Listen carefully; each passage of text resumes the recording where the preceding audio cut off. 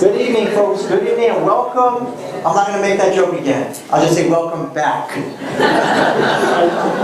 All right, welcome, Bach. Yeah, we were all waiting for that one. Well, it's a pleasure to be back here and to once again see the room full of people who are taking time out of their day, during the summer no less, to come learn about music, which is regarded by many to be, to some degree, somewhat arcane, somewhat esoteric. This is music from a long time ago. When we talk about Beethoven, Mozart, Brahms, Wagner, these figures were much closer to our own time. Bach was born in 1685. He was born in the 17th century. And therefore, it can be very daunting to tackle this music for many reasons, some of which we've already touched upon. Let's review them. Number one, stylistically, this music is very difficult. It's characterized by tremendous intricacy, simultaneity of musical lines, what we call counterpoint, or polyphonic texture. If you recall, week one, we spent a lot of time talking about organ music and the complexity of organ fugues. And we even looked at some vocal fugues, as a matter of fact, when we looked at Cantata 131 2 weeks ago. We've also talked about how prolific Bach was, and it should be said that many of these Baroque composers were incredibly prolific in terms of their output. In the Bach catalog, what we call the Bach Werkeverzeichnis, the Bach work catalog, you've got over 1,000 pieces to study. And some of them can be 20 minutes long, 30 minutes long, or as we'll see today, over 2 hours long.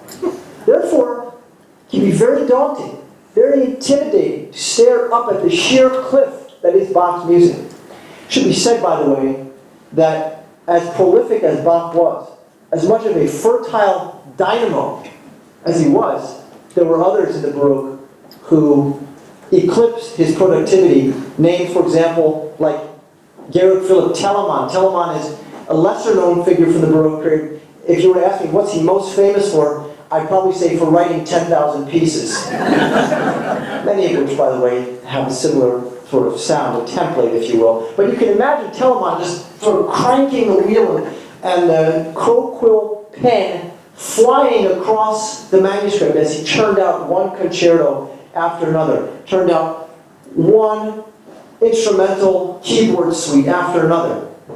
Handel, Bach's contemporary, in fact, they were born in the exact same year, the class of '85, we sometimes call them. Handel wrote Messiah in 3 weeks, 22 days to be exact. Can you imagine? Saying, okay, today I'm going to write everything from the overture to the opening recitative, Comfort Ye, to the first tenor aria, Every Valley Shall Be Exalted. Then we're going to do the first chorus, which starts with that beautiful triple meter, Hymnio, and the glory of the Lord. And then you say, now I'm going to have lunch and I'm going to come back and I'm going to... I mean, that's almost how we imagine it happened. The pen flying across the page. These Baroque composers were very good at what they did. I think that goes without saying. And they wrote an awful lot of music. So when you take a tremendous heap of music and you reconcile yourself to the fact that these pieces are, on the average, going to be quite difficult, musically speaking, makes for a very challenging enterprise to study. And yet we know the greater the challenge, the greater the reward in many cases, and this is one of those cases. When you take the time to appreciate Bach, as we have been doing these past couple of weeks, and we'll continue to do tonight and next week, you can learn an awful lot, not just about Bach, not just about the Baroque, but I would suggest about music itself, about aesthetics, about what it means for something to be beautiful, to be compelling artistically. And that sounds very lofty, but I think it's going to resonate especially deeply tonight and next week when we talk about the end of Bach's life, when we talk about the Goldberg variations, we talk about the art of the fugue, the musical offering, and others. But tonight we have 3 pieces to look at. And really it's going to be 3 pieces, but they're substantial pieces, each one of them. Last week we focused on instrumental music, and we put the Brandenburg Concerti under the proverbial microscope. This week we're going to turn our attention back to vocal music primarily. We're going to be looking at some of the most ambitious, and I would say, this is me editorializing perhaps, but perhaps many of you will agree, we'll be looking at some of the most stirring poignant, evocative, and powerful music that Bach ever wrote, in the form of his two Passions. Now, they are all those things I just said, but they are also, to some extent, controversial. And we'll talk about that as well. There have been suggestions, attempts by very venerated musical figures in the past 100 years to change Bach's music, to sort of remove some of those controversial elements. And many academics especially have responded by saying, that's like looking at Mona Lisa and saying, you know what, Da Vinci was great, but let's just tweak the smile a little bit here. Let's make her eyebrows a bit thicker. Let's give her some bangs. And as we'll see tonight, as I'll argue, and I'll make this point, which I think will be on very much the same wavelength as most scholars and academics and performers, you can't change the art, no matter how unpleasant or sometimes disturbing it is. And there are elements in those Passion narratives which are in fact disturbing, and you'll see those, well, the first part of the program tonight when we begin. We'll end tonight, after we cover the St. Matthew and St. John Passion settings, with a high note, if you will. Actually, the highest note that Bach ever wrote for any choral or solo part, a soprano going up to a high C, as we imagine what Bach might have sounded like had he ever written opera. Bach never wrote opera, but the piece we're going to end with tonight, Cantata 51, Jauchzet Gott and Landen, is about as close as it gets. And the theme of opera, what would Bach's opera have sounded like had he chosen to write one? We're going to see that actually all throughout the program tonight, because pieces we're going to start with, those Passion Oratorios, are essentially very operatic when you boil it right down and distill it down to its essence. So let's begin by talking about those Passions. Well, when Martin Scorsese was in the production room, you can imagine, working in 1995 on the film Casino. How many people have seen the film Casino with Robert De Niro and Joe Pesci and Sharon Stone? Very iconic film from the 90s, one of those blockbuster mob movies. He chose to begin and end the film, and this was Scorsese, not a random producer, by playing the final chorus from Bach's St. Matthew Passion. Wir setzen uns mit Tränen nieder. We sit down in tears, more or less what that translates to. And it starts at the beginning of the film as we see the credits are rolling and we're introduced to the cast, and we see Robert De Niro in a flash forward walking out into his Cadillac, and it explodes in a gout of flame, and cue the Bach. Let's see what that sounds like. This won't take very long. Here's Robert De Niro in his beautiful salmon blazer. Ruhe, sanfte, sanfte Ruhe. Sweet, gentle, peaceful rest is what that refers to. Obviously, Scorsese is going for irony here, right? We have this gently rolling triple meter. Bam, ba, dim, bam, bam, 2, 3. We sit down in tears. Well, what is a passion setting? What does it mean to have a passion oratorio? Essentially, this is a meditational piece, right? It's a story that's going to be read on Good Friday in churches all over the world, as it was read in Leipzig, where Bach wrote this for the Thomaskirche in 1727, where we begin with the St. Matthew Passion. And it's a retelling of the Passion narrative. And the Passion here does not mean steamy passion like on reality TV. Passion here from the Latin word passionis, suffering. And we've seen, Gesundheit, we've seen how Bach really embraces this theme of penitence and suffering and introspection and meditation in his music. Remember last week we began by looking at that tormented soprano aria. Helf mir, Jesu, meine Sünden kränken mich. My sins make me ill. Help me, Jesus, Lamb of God. I'm sinking in deep slime. So this idea of exploring sin and one's own sin, reflecting on that sin, is really part of the Passion narrative. But it's also a meditation on the divinity of Christ and of the meaning of the cross, if you will. I need to sound like Jimmy Swaggart here, but that's really, when it comes right down to it, that's a lot of what this music is about. So let's do a quick retelling of the Passion story. We'll do it very quickly because we're going to look at specific moments that Bach sets. And if we don't understand the story, then the moments won't make much sense. So we begin most Passion stories. It depends which one. There are 4 different narratives, right? There are what we call the Synoptic Gospels. Synoptic because they more or less tell the same story.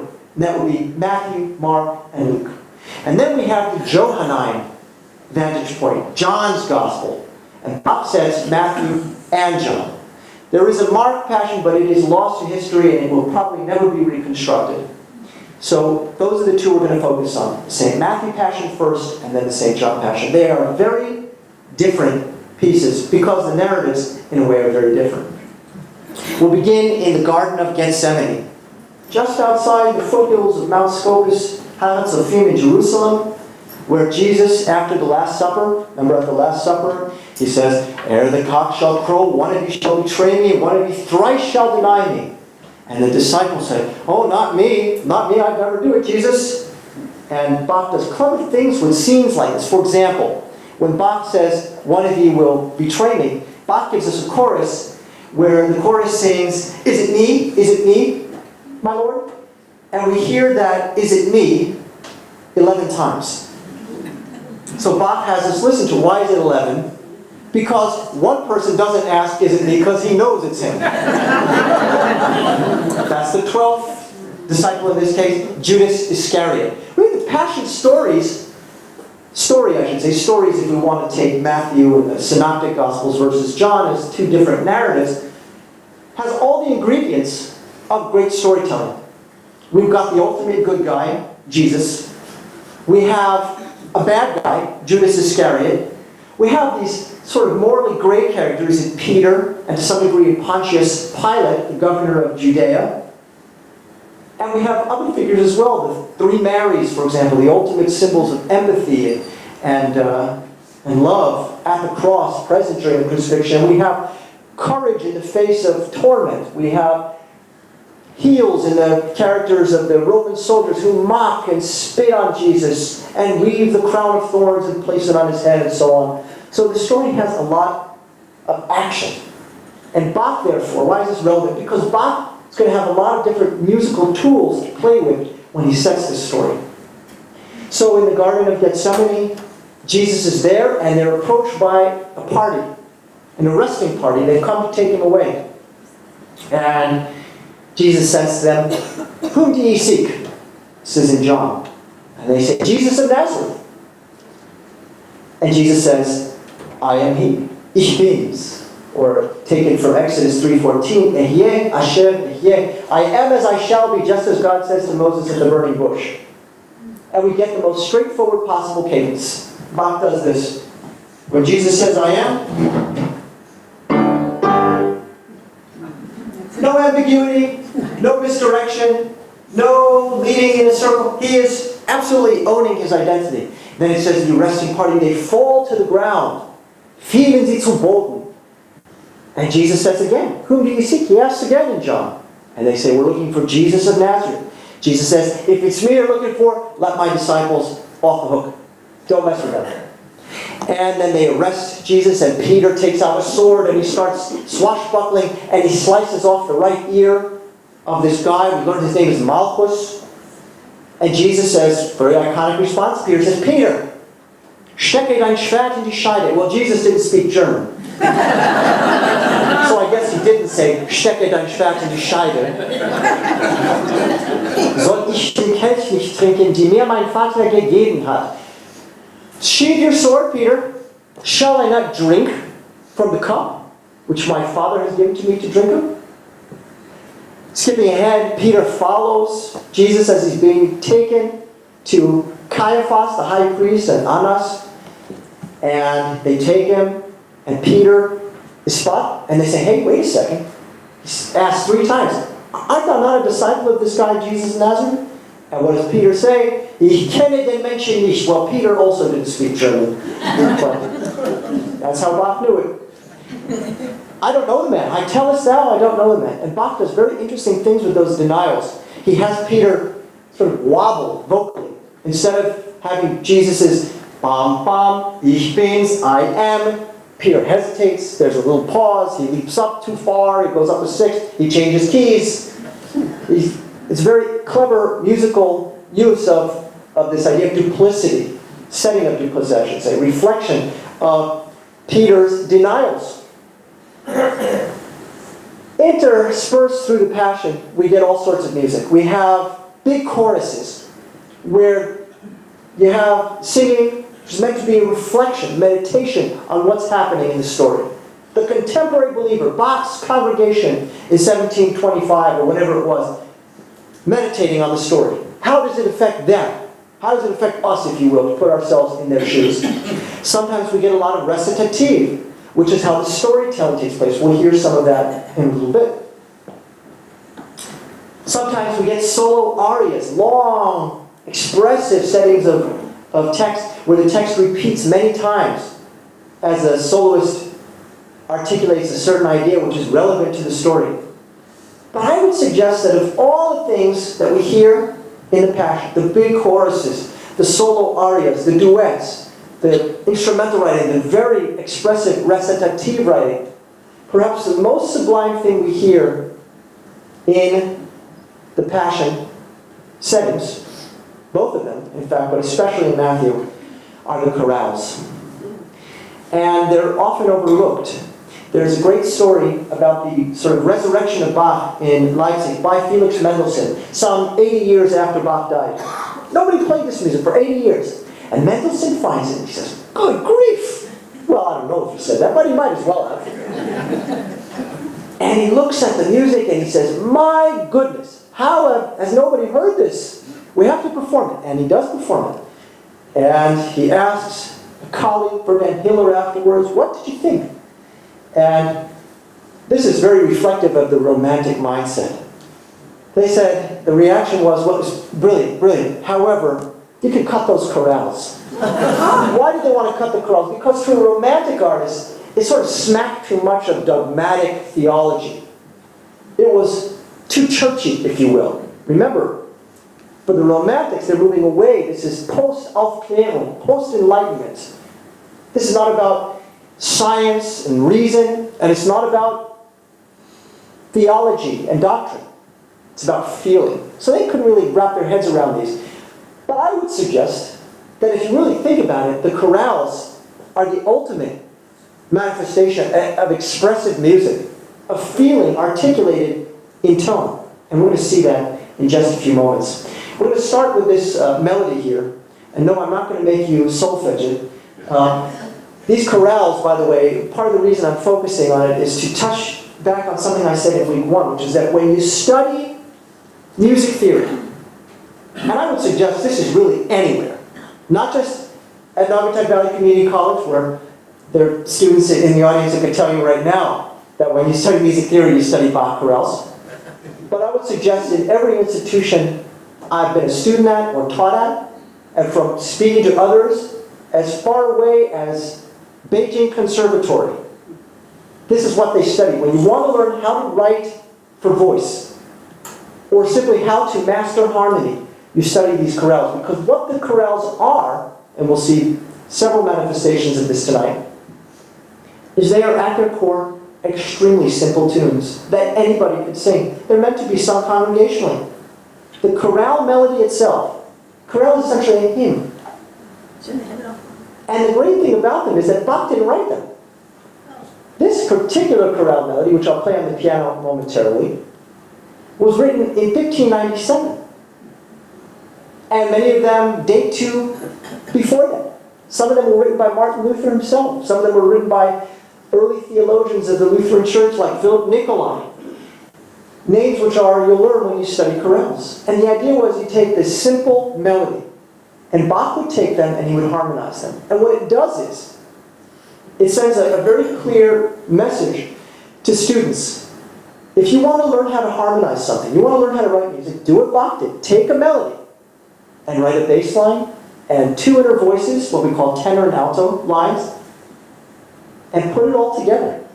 and see how changed that simple chorale melody is and how it can fit into various pieces. For example, like the Passion, Bach sets this particular chorale no less than 7 times in the St. Matthew Passion. Every time it's slightly different, but the tune is always the same. So let's go ahead and look at it. It's in the key of D minor, or at least it seems that way. And we start, this is number 74. We start with this melody.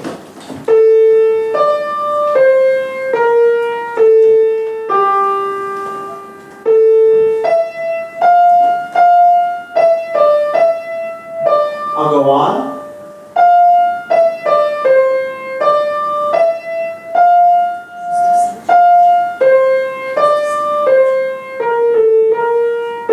Now a big leap up.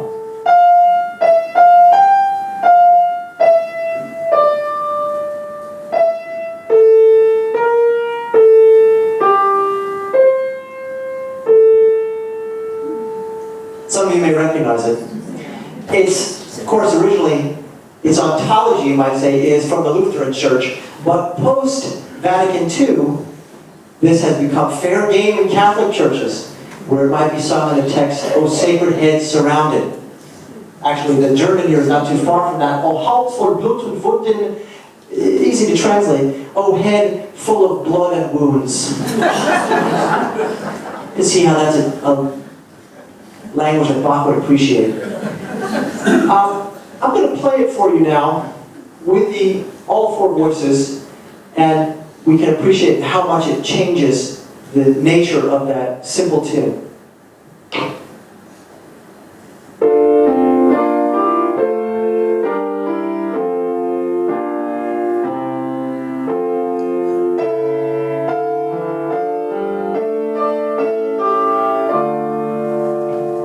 Pause there. There's some very interesting things Bach does here. He gives us some notes which occasionally disagree violently with the tune.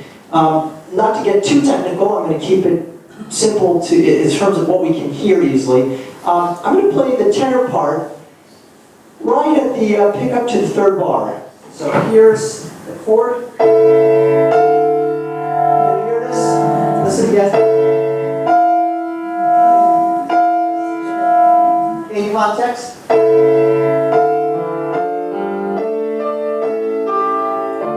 Going on.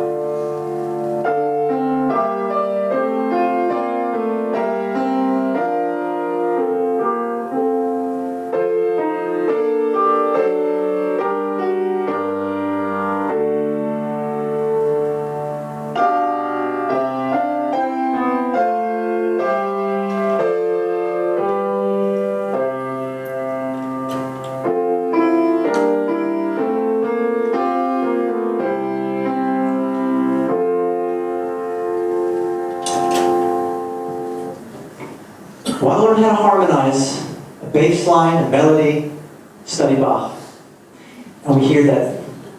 Now, we hear, as I said, this melody is going to come up several times, harmonized different ways. And we're going to look at a couple of those settings right now before we move on to St. Matthew, St. John Passion. Okay. We pick up here, this is a recording from not too long ago, conducted by the great Dutch conductor Tom Koopman. And you'll see the action pick up fairly early in the story, and we're going to get into the setting as the chorus meditates on what's happening in the drama. You'll see how the chorale connects to the Passion narrative here. So, okay, I want to just point out one thing. This is recitative. We're going to hear organ and voice. And you'll notice there's this guy on the right. He's playing the role of the evangelist. He's just the narrator. He tells the story. The other characters, Peter, Judas, even Jesus, Pilate, they're all sung characters. So someone has to get up and sing those parts. An interesting thing that Bach does here in St. Matthew Passion is when he does this recitative, the storytelling part, he has it very basic. Very, very basic. Just organ and low strings for the vocals. But when Jesus sings, he has a full string ensemble playing. And what that does is it creates this sort of acoustic shimmer. What commentators have often referred to as the halo effect, musical halo. So you'll notice that when Jesus sings. Sublime, and very curious to think that these romantic artists wanted to do away with these chorales because they smack too much of theology. But remember, you can't appreciate Bach without appreciating that mentality we've been discussing over the past few weeks. This is someone who is deeply rooted in pietist Lutheranism. In fact, coming out of the 16th century, the Bach family could trace its roots all the way back to the time of Luther himself. And that mentality, not a mentality or ethos even, it's the firmest of convictions. It was part of what informed his style as a composer. We'll look at another part from the St. Matthew Passion, and then we'll quickly turn to the St. John Passion. Okay, here is another moment, several chapters later in the story, if you will. We'll listen and discuss. These short choruses, by the way, are obviously it's a way to bring the full chorus into the story. And here the chorus represents the mocking Roman soldiers. Hail, King of the Jews! Sei gegrüßet, Judenkönig in German. Hail, King of the Jews! They're mocked. That's the whole point, right? They put him in the crown of thorns and a purple robe, not a scarlet robe. Whoever translated that is wrong. It's a purple robe, and place the reed scepter in his hand. They're mocking him. So the chorus has totally different functions, right? Sometimes they're playing the role of the derisive and mocking soldiers who are spitting and kicking and tormenting Jesus. And sometimes they're the meditational congregation reflecting on the story. We'll see both in a very short period here. There's a second verse here. We're going to move on shortly, but we see how Bach is able to create very dramatic and dynamic music. This piece flows very much like an opera. We have characters, we have sort of emotional reflections on what's taking place in the drama, and we have action. Speaking of action, the St. John Passion is, in a way, more compact, more muscular, you might say, than Matthew. What do I mean by that? Well, there's a lot in the John narrative that's not present in the Matthew or the others. Theologians sometimes call this the Christus Victor perspective. Christ the victorious champion. In fact, there's an aria towards the end of the St. John Passion where the alto soloist sings, Der Held aus Juda siegt mit Macht. The hero of Judah conquers with strength. It's a different perspective. Here, when Jesus is on the cross, we get some of the expressions from the cross. And one of them that Bach really focuses on is the line, Es ist vollbracht. It is finished. This sort of heroic departure. Jesus is depicted in this particular setting as a very divine and triumphant figure. For example, when he's in the Garden of Gethsemane, Gethsemane comes from the Hebrew, by the way, Gan Shemen, garden of oil, as in rosemary, lavender, sage, etc. And he says to the people who come to arrest him, he says, hey, who are you looking for? And they say, Jesus of Nazareth. And he says, I am. And then it says they fell to the floor. What? Why are these armed men falling to the floor? That's the John narrative. Now, there are some things in the John narrative which are not so pleasant. Because it is so focused on Christ the victor, Christ the champion, it does take on sort of aggressive quality sometimes. And John, being the last gospel writer, and therefore the most distant from traditional rabbinical Judaism, which remember is more or less what Jesus practiced. John is writing this around the year 90 CE. So he's far away from this. We've had quite a distancing from Judaism. So John, it is fair to say, and many scholars and historians have written about this, has a certain antipathy towards the Jews. Now this is compounded for a modern audience because when we hear it in German, we don't hear the Jews, we hear die Juden. And that's a very unpleasant sound for anyone who studied the 20th century. It's a very unpleasant combination of phonemes to listen to. And yet it comes up quite a bit in the St. John Passion. We're going to focus on the trial scene here. Jesus is brought before Pilate. They have some very interesting dialogues which Bach sets in interesting ways. Essentially, Pilate is wondering, what's this guy doing here in this version of the story? He says, what are you bringing this guy here for? And the crowd, by the crowd, John means the Jews. Remember, they're the ones under Caiaphas and Annas who brought Jesus for judgment. They say, well, Pilate, if he weren't guilty, we wouldn't have brought him here. And the language of the Passion is filled with all these sort of circuitous and indirect question and answer sessions. Why did you bring him here? Well, we wouldn't have brought him here if he didn't do something wrong. And Pilate says, well, take him away and judge him according to your own laws. And they say, well, we can't, because Passover's coming up. And that's, of course, one of the connection between Easter and Passover is very important. Remember, in Hebrew, Passover is Pesach, Easter is Pascha. Practically the same word. Passover in German, by the way, is Ostern. It's different there. But Passover is Ostertag. So the connection is there in German as well. So Jesus is brought before Pilate. And Pilate eventually, in order to slake the thirst, if you will, of this bloodthirsty rabble, that's how John describes them, he has him scourged. The word in German is geißeln, to scourge, to beat brutally, mercilessly. And then he says to the crowd, they dress him in the purple robe and the crown of thorns, and he says, hey, you have a tradition, you have eine Gewohnheit. Every year I let the prisoner go free. Shall it be Jesus or shall it be this horrible, deplorable, irredeemable murderer Barabbas? Barabbas in German. And the crowd, because in John's narrative, remember there, this bloodthirsty rabble, they scream, nicht diesen, nicht diesen, sondern Barabbas. Not this one. In other words, don't free Jesus, sondern Barabbas. But instead, free Barabbas. And Pilate is really, he doesn't know what to do at this point. So we get this recitative. Da Pilatus das hörte. When Pilate hears them, what they've said, fürchtet sich. He gets even more worried. Und ging wieder hinein in das Richthaus. And he goes into the hall of judgment. Und sprach zu Jesu. He says to Jesus, von wannen bist du? And we get this amazing key change. It's like all of a sudden, this mysterious sense of divinity comes up in the music. Where are you from? Pilate asks.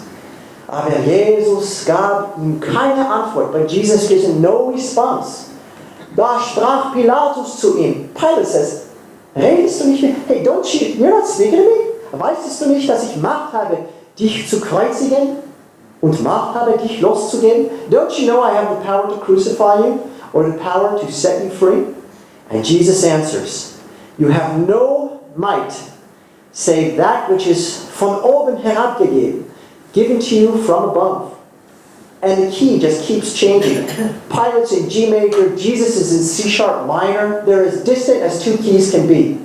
Because Pilate thinks that his power comes from his soldiers with their swords and their fists. And Jesus says no power comes from above. So Bach does these very subtle things. He has the music be as opposed as possible on the circle of fifths for you music theory marks. He's making sure to articulate the differences in their perspectives musically, even in something as, I would say, subtle as a recitative. But here's a really ugly line. Jesus says, hey, you have no power save for that which is given to you from above. Darum, der mich, der überantwortet hat, überantworten means to hand over. He says, therefore, the person who has the guilt, der hat große Sünde, who has the great sin, is he who handed me over to you. In other words, it's those Jews. They've got the great sin. That's what John says. And what does Pilate think after that? Well, Pilate's a good guy in this version of the story. In Matthew, Pilate washes his hands. He says, I wash my hands. Here he says, von dem an trachtete Pilatus, wer ihn losließe. From then on, Pilate contemplated how he could possibly free Jesus. So a very, very different narrative, a very different story, or version of the story. Let's see what Bach does in this amazing trial scene. There's some really disturbing stuff here, which we'll get to, and we'll discuss briefly before we move on to a rather happy ending with Cantata 51. That's the second time in about 3 minutes that Pilate has said, I find no guilt in the man. I have no case against him. The Jews, however, how are they depicted here? They're screaming hysterically, baying for blood. And this chorus that Bach says is peppered with some of the most salient, in-your-face dissonances of anything that Bach wrote. Soprano and alto, half steps apart. Major sevenths between outer voices as they scream over and over again. Kreuzige, kreuzige, kreuzige, kreuzige. Crucify, crucify, crucify. It's kind of unpleasant in a way. And many people have this reaction when they hear the St. John, and the St. Matthew to some degree. The St. Matthew has a couple of lines which are unpleasant. There's one especially, which is sometimes called the blood curse, where Pilate presents Jesus after he's been scourged, and the Jewish crowd says, his blood be upon us and upon our children. A line that was used to justify pogroms and the worst kind of violence all the way up until the Holocaust, really. And there are many scholarly articles written about that, about sort of latent anti-Semitism in the New Testament. Which is not to say that Christians are anti-Semites by default, but rather that there is polemical language even in the earliest Christian writings, in the Gospel accounts. And we see that here. And Bach sets it in a very dramatic way. But it does make it somewhat unpleasant. I'll tell you something else which is going to be unpleasant for many of you. Adolf Hitler loved Bach. The Nazis esteemed Bach. Why? They even played Bach at party rallies in Nuremberg in the 1930s. Why? Well, first of all, Hitler loved that Bach's family was so German. Remember I said the Bach family could trace its roots back hundreds of years to Germany.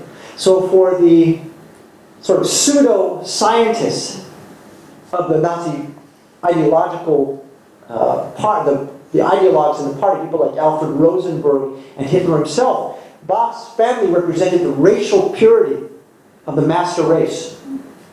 And the music itself, because it is, as we've said many times now, with the fugues and with the counterpoint, it is so strictly disciplined, so bound up with rules. They liked that. It was rigid, like the society they envisioned. And that's a very unfortunate wrinkle on the pages of history. Now, in the 20th century, a composer named Lucas Foss said, okay, well, we can fix this. We change die Juden to die Leute, from the Jews to the people. But this idea, as I said earlier, was completely obliterated by scholarship especially, and by many performers as well. Because you can't change the art. Bach was who he was. I have news for you, for all of the Catholics in the room who think, hey, I like Bach. He never said anything bad about us, right? Well, Bach was a Lutheran living in 17th and 18th century Germany.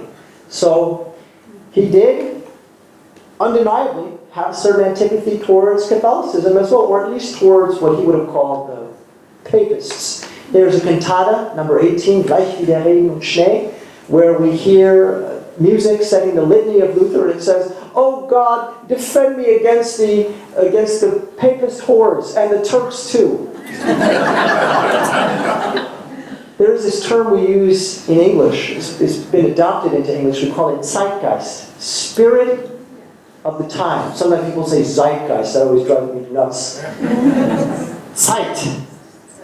Zeitgeist. And it means a spirit of the time. And what it suggests is that to really appreciate art in this case, we have to appreciate when and where and for whom it was written. This was not written for a multicultural audience in a concert hall. This was written for Central Germans, Saxons, in Leipzig in 1725, 27. They would do it every year, obviously, for Good Friday. Nice thing back then is that you can recycle works an awful lot. No recordings in those days, so you could play it and people might not remember a single thing they heard. Depending on how much they were paying attention. So There's a whole lot more to say about the Passion settings. You know, as I said, each one is close to 2 hours. Matthew is over 2 hours. There are many arias I would like to play, many more choruses. The St. John Passion, after this point, you can see we still have nearly an hour left, and we haven't even gotten to the crucifixion yet. Crucifixion here for Bach is very interesting. He says, Pilate, why does Pilate have Jesus crucified? Well, in John's version, it's because Pilate's worried about his own skin. Because the Jews, and there's that word again, die Juden sagen, die Juden schrien, they screamed at him, they say, you're not, if you don't execute him, you're not a friend of Caesar. Denn bist du nicht des Kaisers Freund. You're not the friend of the Kaiser. In other words, if this guy says he's king, that's the whole charge against Jesus, right? King of the Jews. If he says he's a king, and you don't execute him, well, then you're complicit. And Tiberius, the emperor, Caesar of Rome, is going to have your head. And so finally Pilate agrees to have him executed. And it says he's taken to a place that's known, aber auf Hebräisch, in Hebrew as Schädel steht, the place of the skull. In Hebrew, Golgotha. And then we get a whole scene there where he's crucified, but he doesn't die. The Romans, remember, were expert torturers. They knew how to draw out the pain and torment in those last hours. So they crucify Jesus and they write on the cross, Jesus of Nazareth, King of the Jews. And we get a funny, sort of, not funny, but it's pedantic and silly chorus where the Jews they take umbrage at the inscription that Pilate has written on the cross. And they say, Schreibe nicht, Judenkönig, sondern, don't write King of the Jews, write instead that he said he was King of the Jews. And Pilate, in a very short recitative, says the same thing I say when my students ask me to change their grades. He says, Was ich geschrieben habe, das habe ich geschrieben. What I have written, I have written.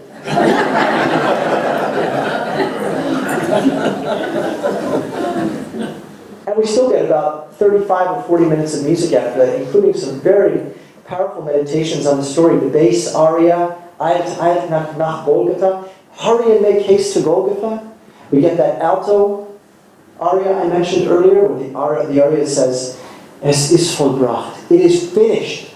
Jesus' last words. It doesn't say he died. Und neigete das Haupt und verschied. He bowed his head. Verschieden in German is to depart. And then we have the chorales that meditate at the end, some of which have very, very peculiar modal features. So my thought is that perhaps around next spring, March and April, we will revisit the Passions and spend a really adequate amount of time, not just with Bach setting, but we can broaden it to music for the Easter Passover season. And there we would have a lot of time to more adequately dive into the Passions. But for now, we'll move on to Cantata 51. Okay. We'll look at one of the movements of Cantata 51. Actually, it's two movements without a break. And here we have, once again, a chorale melody. And the chorale here is going to be sung by the soprano at first. This is a really remarkable cantata. We've looked at a couple of cantatas now, and we've seen that these works often involve a full chorus, right? SATB, as we often abbreviate, soprano, alto, tenor, and bass. This one features just a single vocalist, a soprano, who has to carry the weight of the entire piece. And it becomes, especially at the end, so virtuosic, so difficult, so incredibly technical, that it's hard to imagine that any more than a handful of sopranos in all of Europe could have handled it back then. This is harder than a lot of even the most flamboyant and pyrotechnical operatic arias by Handel and others. It's very demanding, and you'll see that in the score. But Bach gives the soprano, for this run-up to the finale, a meditational chorale to sing. And here we have this very simple tune, which I will play on the piano.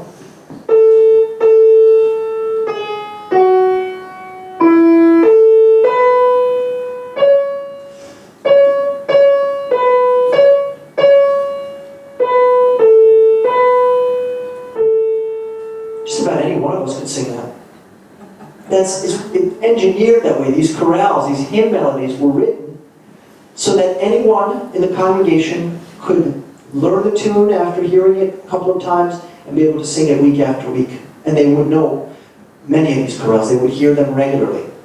It goes on.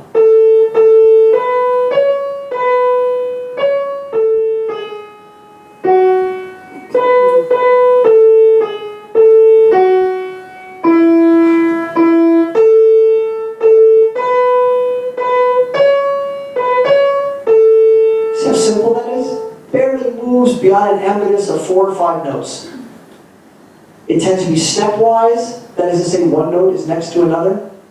And so it's very easy to sing. And what Bach does in this finale to Cantata 51, Jauchzet Gott in Landen, is he starts by having the soprano sing these nice long notes. Meanwhile, we have 2 violins and the basso continuo chugging along at a rather fast tempo. So they've got the hard stuff to do. And the soprano gets a real breeze, nice long tones. Remember that the chorale melody is written in stone, so to speak. He can't change that tune. So he has to write all the music around it. And that adds a very considerable wrinkle to the equation. It makes it very difficult to write music that's going to fit with something that's pre-written. But he does. And then, of course, we get to the final section, which is on one word that needs no translation. Hallelujah. Or in this case, Alleluia. Actually, maybe I will translate it.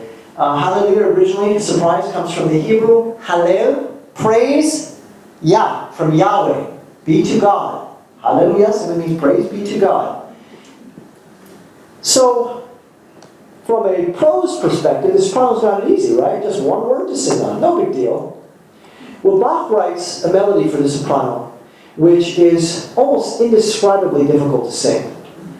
Now, we're going to hear Natalie Dessay sing it, and there are people who can do it.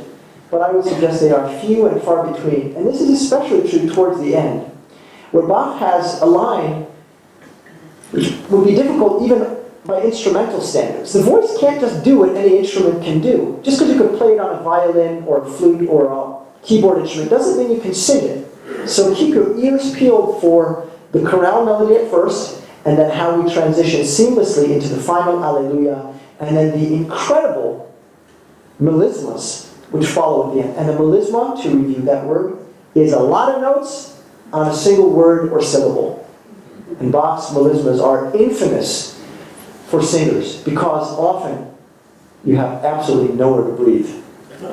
And you find yourself desperately gasping for air, wondering if you suddenly contracted asthma as you try to negotiate these passages, which, as I said, would be difficult even by instrumental standards, and to sing them accurately and not just sort of blow through them and wobble through the notes. People do that. Singers, of course, do that all the time, and especially you'll hear it in, take Handel's Messiah, for example. If you know, For unto us a child is born.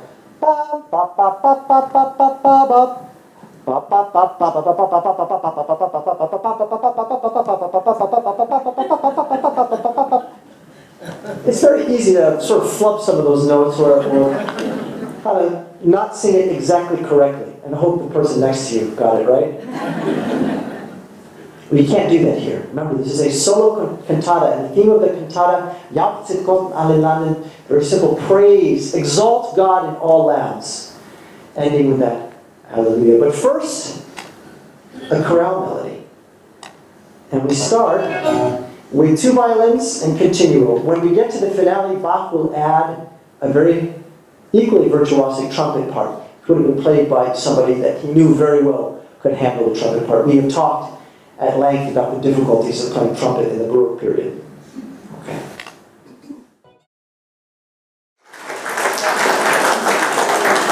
Bach is not always so friendly to the performers. And we see that here in Cantata 51. Let me tell you what's on tap for next week, and then I'll take a few questions. Next week, we're tasked with the impossible. We have to somehow sum up the last 25 years of Bach's life in an hour.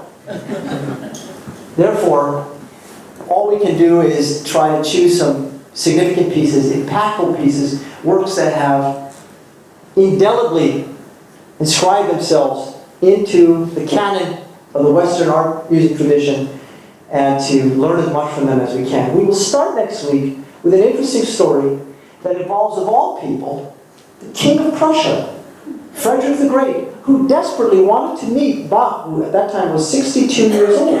Now, why would the King of Prussia, who was a devoted Francophile, who bragged that he never read a single book in German,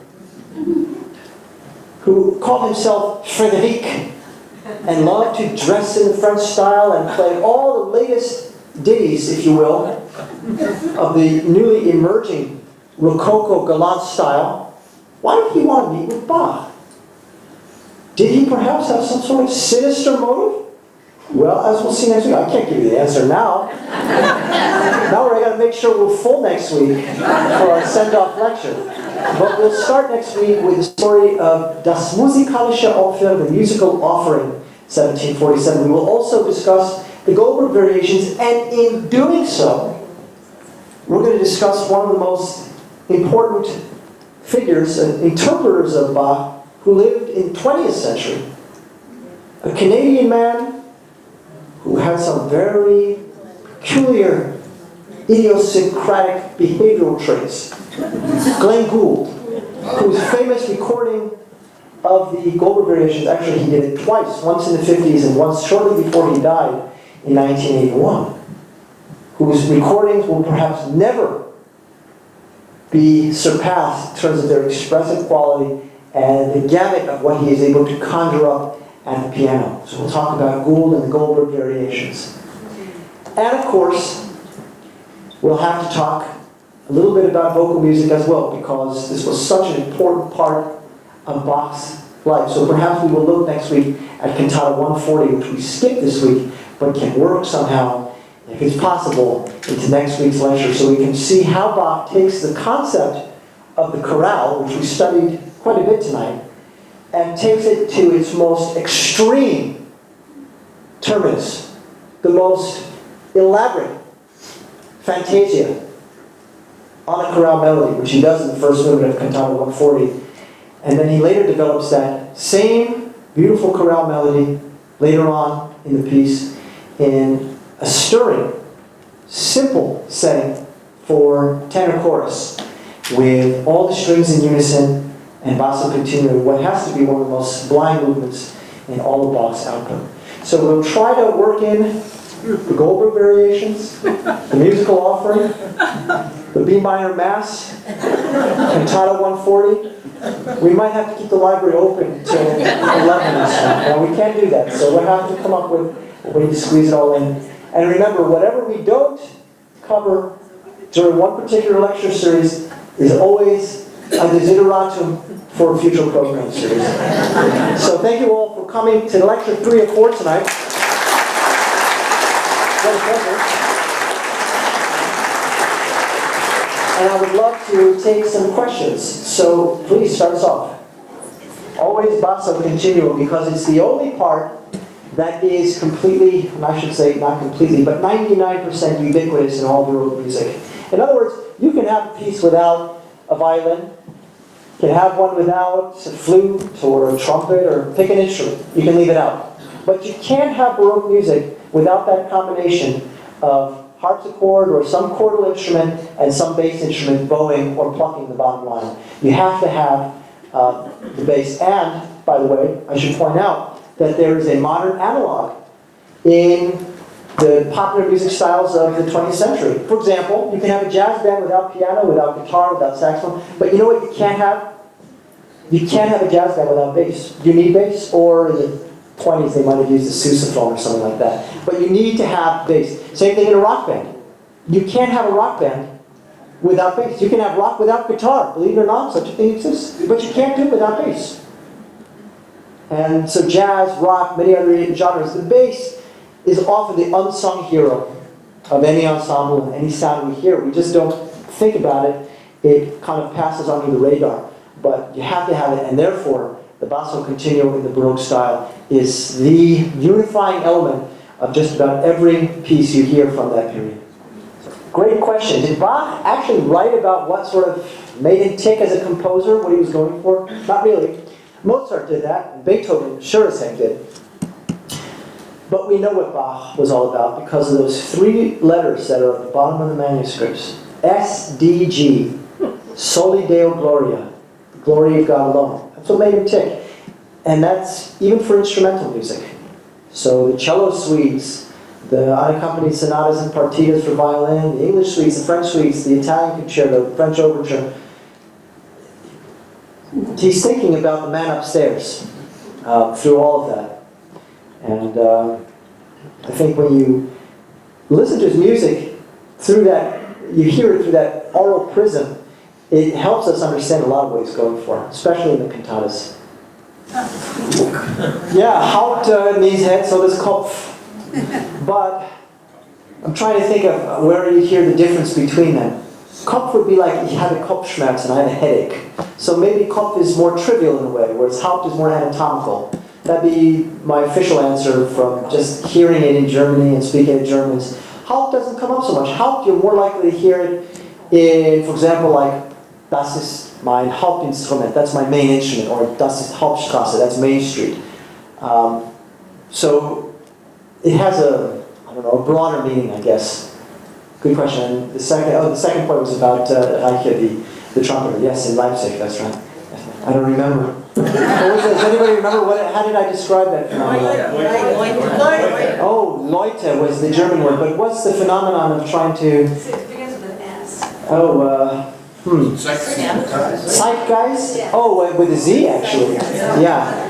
Yes. Zeitgeist, some people say, but Zeitgeist, yeah. The spirit of the time. In other words, it's the ethos of that period, which cannot be changed. Because in doing so, you're essentially committing what some might call a sacrilege. You're changing something which shouldn't be changed. It is a representation of that period. And by making it more suitable to modern taste, it's like now there's a movement, very small and mostly at AMS conferences. AMS is the American Musicological Society, where people meet every year to argue more and more about less and less. And there's people who don't like Don Giovanni, because in today's cultural, Harvey Weinstein and Jeffrey Epstein and Me Too, it's not cool to be entertained by Don Giovanni. But we can't change Don Giovanni. The sex comedies of the 1780s, that's what they were. Because he is a sex comedy. Marriage of Figaro is a sex comedy. You can't change it just because it doesn't suit our taste today. It is a representation of culture and humor and whatever else in that period. So the zeitgeist, the spirit of the time, is very important. And when it comes to art, if it offends you, too bad. I mean, not too bad. You can turn it off and not listen to it. And it's different, I want to say, than something which is sort of more related to the artist rather than the art itself. So Wagner, for example, so there are people who don't like Wagner because of Wagner, the person. It's different to say, well, I don't like Wagner because in the Ring cycle, Mima and Albrecht are these rapacious, snarling, avaricious dwarfs, and Wagner probably meant for them to represent Jews. Well, we don't know that. Wagner never wrote that, and there's a lot of argument to the contrary. And that's one thing to criticize the art, but it's another to say, well, I don't like Wagner because it was an anti-Semite. He was. So if you don't like his music, you don't have to. For that reason, if that's enough, that's enough. But with Bach, it's different. Because we don't get these personal writings that, Bach never says, well, my neighbor, Shmuley, he doesn't say anything like that. There's nothing even resembling that. So we simply have to imagine, based on the culture of that period, and by what he was reading, and what sermons he was hearing, how he might have felt. But it's an extrapolation, a hypothesis at best. And to be honest, that's somewhat comforting. Because if you think to yourself, was Bach anti-Jewish, was he anti-Catholic, was he anti-whatever? Don't know, don't care. I'll take the music. That's what we have, that's his legacy, that's the important part. Noch andere Fragen? Any other questions about the Passions? Yes, or anything else? Yes? Yeah, American tune. Yes. Yeah. You're spot on. The tune, Many is the time I've been forsaken. That whatever the words are. Yeah, that's not typical, but it tells you a little bit about Paul Simon's sophisticated ear, where he's using Bach as a muse, if you will, to inspire what is essentially a folk/pop tune. Trying to think if Bach makes his way into the canon in any other ways. It's not unusual. Lover's Concerto? Yeah, I'm thinking is there any disco that uses Bach? There's disco that uses Beethoven, Walter Murphy took the Beethoven. I'll have to look into it. Obviously, if you go far enough towards our own time, believe it or not, one place you find Bach, and this may surprise or even shock some of you, one place you find Bach is in Scandinavian metal genres. There are bands, for example, Stradivarius. There's a metal guitarist with the hair and the garb, Yngwie Malmsteen, who's very much inspired by Bach style. There's a Stradivarius piece which has a thunderous double bass line, and then all of a sudden you get a guitar solo which is note for note the Bach Concerto in minor for violin. Maybe we'll play it next week if we want to warm up. So it was the same tune. Your ears were not deceiving you. That's Paul Simon, American tune.